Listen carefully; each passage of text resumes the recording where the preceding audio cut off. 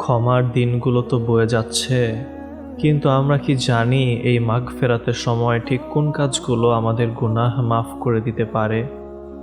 প্রথমত, বেশি বেশি ইস্তেগফার পড়ুন।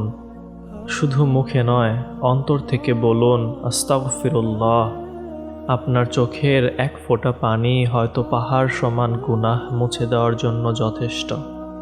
দ্বিতীয়ত, মানুষকে ক্ষমা করতে শিখুন।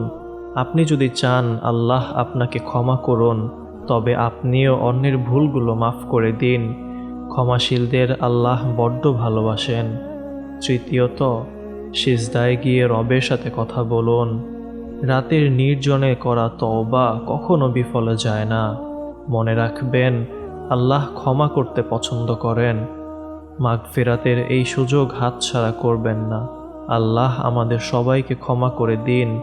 আমিন।